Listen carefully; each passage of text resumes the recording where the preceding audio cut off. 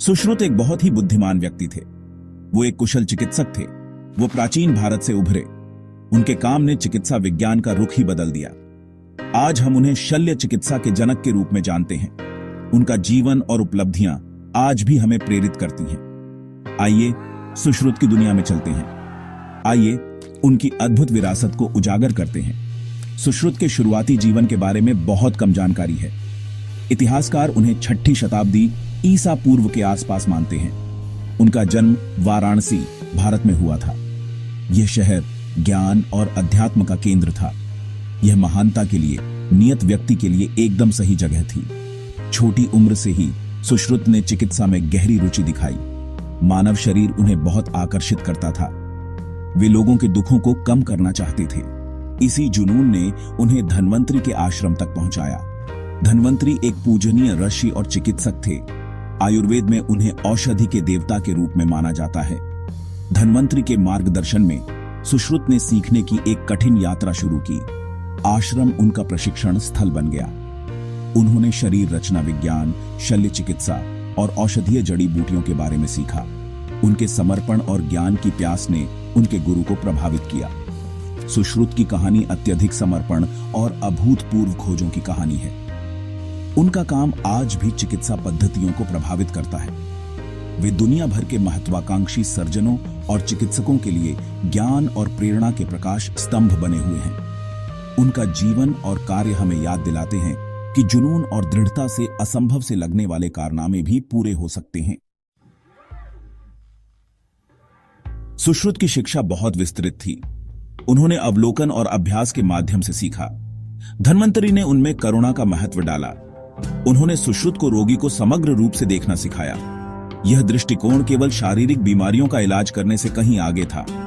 इसका उद्देश्य व्यक्ति के भीतर संतुलन और सामंजस्य बनाना था। सुश्रुत का प्रशिक्षण आश्रम की दीवारों तक ही सीमित नहीं था।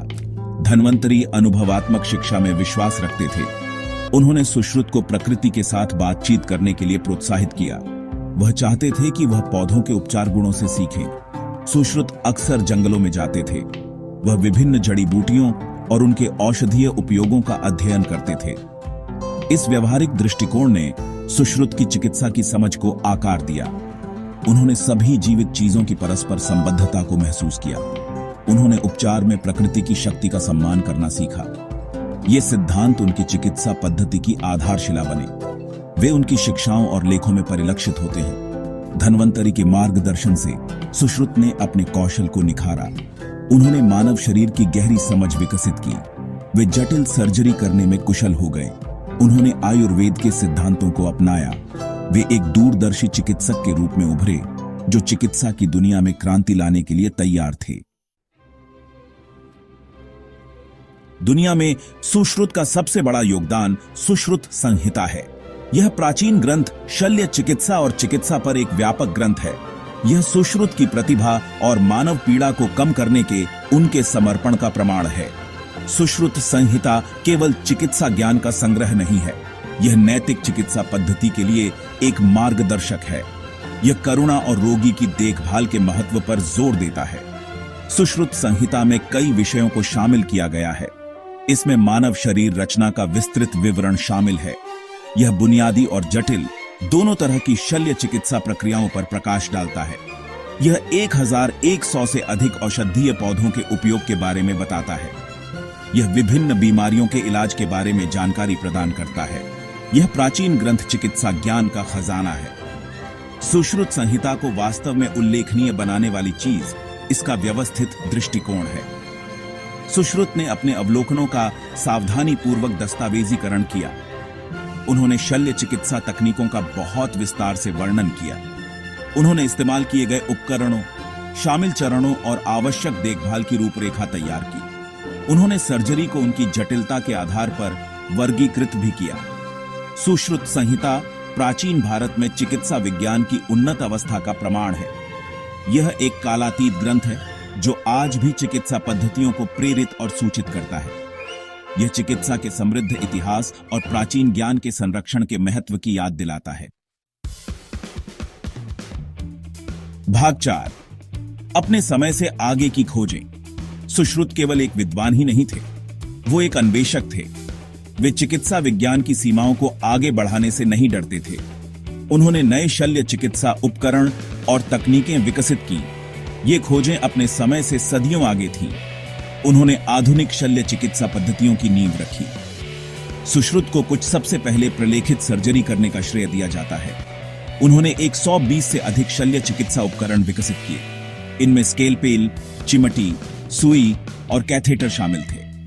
इनमें से कुछ उपकरण आधुनिक सर्जरी में इस्तेमाल होने वाले उपकरणों से काफी मिलते जुलते थे। सुश्रुत के सबसे उल्लेखनीय योगदानों में से एक प्लास्टिक सर्जरी की उनकी समझ थी। उन्होंने नाक, कान और होठों के पुनर्निर्माण की तकनीक विकसित की। ये प्रक्रियाएं अक्सर उन मरीजों पर की जाती थीं जिन्हें चोटें या विकृतियां हुई थीं। सुश्रुत की नवीन भावना और चिकित्सा विज्ञान को आगे बढ़ाने के प्रति उनका समर्पण वास्तव में प्रेरणादायक है। उनका काम आज भी सर्जनों को विस्मित और प्रभावित करता है। यह साबित करता है कि प्रतिभा और नवाचार समय और भौगोलिक सीमाओं से परे हैं। भाग 5, नैतिकता का मार्गदर्शक प्रकाश। सुश्रुत न केवल एक कुशल सर्जन थे, बल्कि एक दयालु चिकित्सक भी थे। उनका मानना था कि चिकित्सा में नैतिक आचरण सर्वोपरि है। उन्होंने सभी रोगियों के साथ सम्मान और गरिमा के साथ व्यवहार करने के महत्व पर जोर दिया, चाहे उनकी सामाजिक स्थिति कुछ भी हो। सुश्रुत संहिता चिकित्सकों के लिए आचार संहिता निर्धारित करती है। यह ईमानदारी, सत्यनिष्ठा और सहानुभूति के महत्व पर जोर देती है। सुश्रुत का मानना था कि एक चिकित्सक को अपने रोगियों के लिए आराम और आश्वासन का स्रोत होना चाहिए। उन्होंने रोगी के शारीरिक, मानसिक और भावनात्मक कल्याण को ध्यान में रखते हुए समग्र रूप से इलाज करने की वकालत की। चिकित्सा नैतिकता पर सुश्रुत की शिक्षाएं आज भी उतनी ही प्रासंगिक हैं जितनी सदियों पहले थीं। वे हमें याद दिलाते हैं कि चिकित्सा केवल एक विज्ञान नहीं है, बल्कि एक कला भी है जिसके लिए करुणा, सहानुभूति और मानव जीवन के प्रति गहरे सम्मान की आवश्यकता होती है। सुश्रुत की विरासत उनके सर्जिकल कौशल और चिकित्सा ज्ञान से आगे तक फैली हुई है। उन्होंने नैतिक आचरण और दयालु देखभाल का एक गहरा संदेश छोड़ा, जो आज भी चिकित्सा व्यवसायियों का मार्गदर्शन करता है।